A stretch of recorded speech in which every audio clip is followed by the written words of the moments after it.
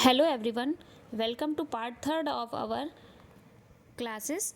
यहाँ हम एक छोटी सी वीडियो में डिस्कस करेंगे जो इनपुट प्रोसेस आउटपुट वाला मैकेनिज़्म था, उसके थोड़े और बेटर नोट्स और थोड़ा अच्छा कॉम्प्रिहेंशन जिससे आप उसको और ऐड ऑन कर सकते हो।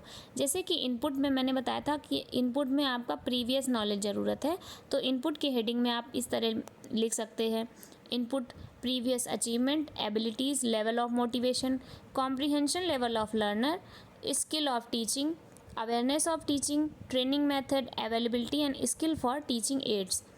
नेक्स्ट है आउटपुट। आउटपुट में जो आप अचीव करते हो, जैसे कि terminal behaviour of learner. Terminal means होता है and behaviour. Identify characteristic of content, clarify the object achieved through the content, to analyse the stimuli, to determine the characteristic of student desired activities. तो output में आपको समझा रही हूँ कि terminal behaviour जो आप पढ़ाते हो, तो आपका मकसद क्या होता है, जो आपके प्यूपिल है या आपका लर्नर है वो अच्छे से आपकी बात समझ जाए, यही तो आपका ऑब्जेक्टिव होता है। इसी से पहला है कि कंटेंट को आइडेंटिफाई कर ले। नेक्स्ट है clarify the objective achieve through the content. आपने जो पढ़ाया है वो क्लैरिफाई हुआ है बच्चे को। या नेक्स्ट है analyse the stimuli. Stimuli means कुछ नहीं, जैसे आप कोई फिनोमेना बता रहे हो, कोई टॉपिक बता रहा है, तो वो एनालाइज बच्चा कर पा रहा है या आप कर पा रहे हो। नेक्स्ट है to determine the characteristic of student desired activities. Determine the characteristic of student desired activities, जो पढ़ाने के साथ जो आपने आउटपुट दिया है, तो स्टूडेंट डिजायर्ड एक्टिविटीज़ भी आपको डिज़ाइन करनी है कि जो बच्चे ने सीखा है इसके साथ हम ये देखें कि उससे कोई एक्टिविटी करा लें। नेक्स्ट है नेचर ऑफ एजुकेशनल टेक्नोलॉजी। तो नेचर कैसा है एजुकेशनल टेक्नोलॉजी का? The basic of education technology is a science. जो एजुकेशनल टेक्नोलॉजी है वास्तव में सच में साइंस है। Educational technology studies the effect of science and technology upon education. तो एजुकेशन का साइंस एंड टेक्नोलॉजी पे क्या असर है, हम इसके बारे में पढ़ते हैं। Educational technology is a continuous dynamic progressive and effective producing method. ये कंटिन्यूअस डायनेमिक है, प्रोग्रेसिव है, इफेक्टिव प्रोड्यूसिंग मेथड है। New conception are possible only due to educational technology such as programme learning, micro teaching, simulated teaching, interaction analysis, video tape, recorder, projector and monitor. तो आपको इन कुछ devices का name लिख देना है कि कैसे एजुकेशनल टेक्नोलॉजी का यहाँ पे यूज़ होता है। नेक्स्ट है educational technology except school as a system. तो स्कूल को educational technology as a system समझती है। आगे बढ़ते हैं।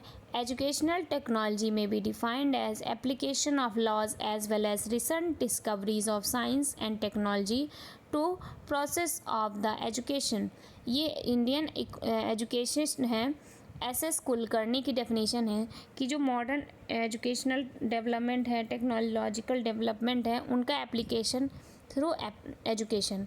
ठीक है, ये एस कुलकर्णी नाम याद रखिएगा, इनकी डेफिनेशन आप लिख दीजिएगा। कोट करेंगे आप तो आपको मार्क्स अच्छे मिलेंगे। According to Shiv K Mitra, educational technology can be conceived as science of technique and method which educational goal can be realise. अब इसमें कीवर्ड है कि conceived as science of technique and method of which educational goals.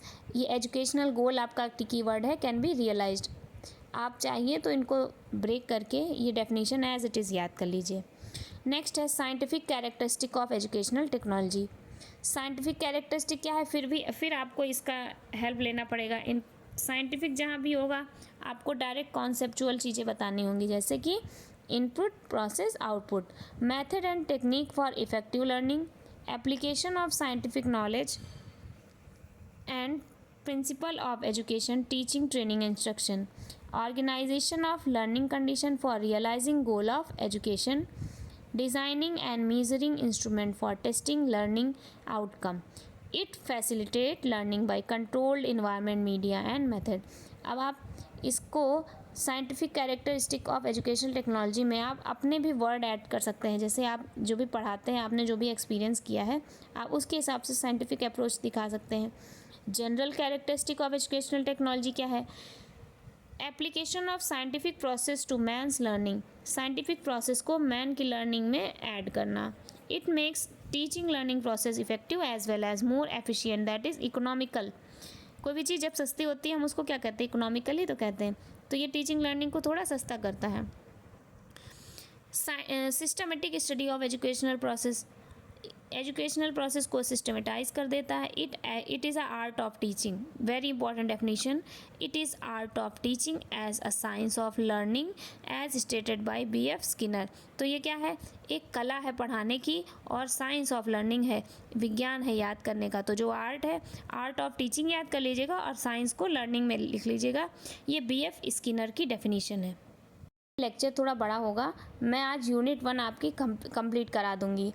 Next है scope of educational technology. Question ऐसे ही आता है, meaning, nature and scope of educational technology. तो आपको अच्छा खासा कंटेंट मिल जाए लॉन्ग के लिए। तो इसका स्कोप क्या है, it help in improving teaching learning process and make it more purposive मतलब कि देखिए आपको कई चीज़ें रिपीटेड मिल रही हैं, बट आपको खाली ये आना चाहिए कि आप उन चीज़ों को कहाँ यूज़ कर रहे हो। स्कोप में भी लगभग चीज़ें सही होंगी, सेम होंगी, क्योंकि कॉमन कॉन्सेप्ट जो है, इसका जिस्ट जो है यही है। Common man has got transistor, radio, television which can be use for educational purpose. जैसे पहले था, लोगों को शिक्षित करना है, बड़ी एज के लोगों को, तो बहुत कठिन होता था, इतनी एज में कोई पढ़ने जाएगा। बट आज क्या है, आज इंक्लूसिव लर्निंग के थ्रू हम टेलीविज़न पे कुछ भी ब्रॉडकास्ट कर सकते हैं जो हर एक एज ग्रुप के लिए एजुकेशनल हो। ठीक है, वो टीवी पे भी देख सकते हैं, टीवी पे भी जिसको सीखना है वो सीख सकता है।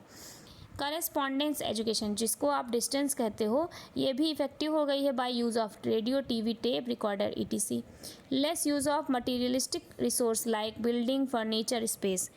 इससे क्या हुआ है, बिल्डिंग, फर्नीचर ऐसी चीज़ों का खर्चा कम हुआ है। Distance learning became easy. जो डिस्टेंस लर्निंग है, पहले आपको सिर्फ बुक लेके अपने सहारे ही पढ़ना होता था, अब डिस्टेंस लर्निंग थोड़ी इजी हो गई है। जैसे इग्नू से पढ़ते हैं, राष्ट्रीय टंडन यूनिवर्सिटी जो है, ये सब क्या है, ओपन यूनिवर्सिटीज़ हैं, यहाँ से भी आप पढ़ सकते हो घर पे बैठ के। Good access of connectivity with highly qualified scholars. Good access and connectivity with highly qualified scholars. आप अच्छे क्वालिफाइड टीचर से डायरेक्टली कनेक्ट हो सकते हो। Great platform for remote learners. जो भी इंसान दूर है उसके लिए बहुत बड़ा सोर्स हो सकता है, बहुत बड़ा माध्यम हो सकता है।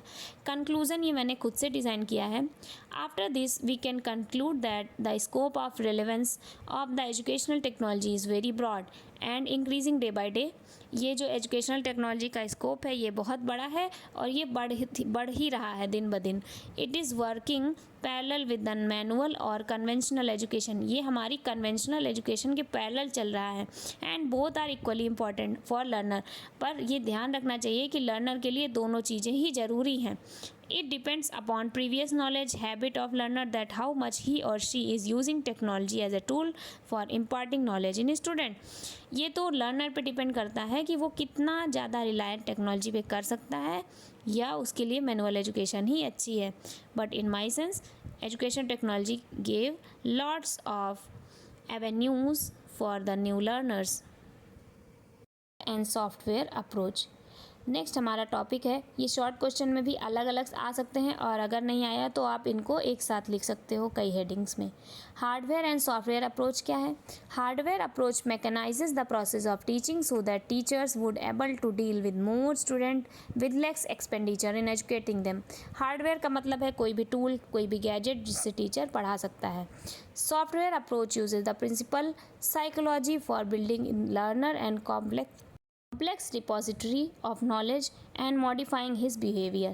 सॉफ्टवेयर अप्रोच ये कहती है कि साइकोलॉजिकली आप कैसे लर्नर के अंदर complex knowledge, complex mechanism fit कर सकते हो और उसका बिहेवियर मॉडिफाई कर सकते हो। हार्डवेयर अप्रोच में machines in teaching. Hardware approach और सॉफ्टवेयर अप्रोच का मैंने एक कंपैरिजन दिखाया है। हार्डवेयर अप्रोच में machine in teaching, feedback principle, teaching aid used by teacher, radio, TV, internet, reduce distance between learner and teacher, learner और teacher के बीच में डिस्टेंस बहुत कम हो जाएगी with the help of these gadgets. Incomplete without software, पर hardware is incomplete without, फिर तो वो एक खाली एक क्या है, मैटर है, एक खाली एक टुकड़ा है, ठीक है, अगर उसमें कोई सॉफ्टवेयर नहीं पड़ा है। Relative technology, video recording, projector, computer etcetera, ये हार्डवेयर में आप डाल सकते हो। Software approach, scientific principle, physical, social, behavioural science, teaching aid help in access with software. Software approach can function without hardware but not with much effective. Software approach जो है बिना hardware के वर्क कर सकता है बट इतना ज़्यादा effective वो भी नहीं रहेगा। Constructive technology, micro teaching, simulated training, teaching model system, analysis, lesson plan, curriculum, ये जो करिकुलम होते हैं, प्लान होते हैं, ये सब क्या है, सॉफ्टवेयर अप्रोच है जो बिना हार्डवेयर के भी चल सकती है। Here we are ending our unit 1 with this beautiful flow diagram and believe me guys, आप ऐसे डायग्राम बनाओगे तो आपको अच्छे मार्क्स मिलेंगे। Planning of teaching, organisation of teaching, leading of teaching, controlling of teaching, ये आप टीचिंग के बारे में लिख सकते हो। ये फिर है instructional design, training psychology, cybernetic psychology and system analysis. तो ट्रेनिंग साइकोलॉजी एक इनपुट है, टास्क एनालिसिस है, प्रोसेस में फीडबैक एंड रीइंफोर्समेंट आएगा, आउटपुट में आएगा डेवलपमेंटल सिस्टम। बस आपको एज इट इज़ ऐसा ही फ्लो डायग्राम, फ्लो चार्ट बना लेना है। थैंक यू गाइस, हमारे चैनल स्कॉलर्स हंट पे बने रहने के लिए धन्यवाद। हमारे चैनल को सपोर्ट करें, please like our videos and support us. Thank you.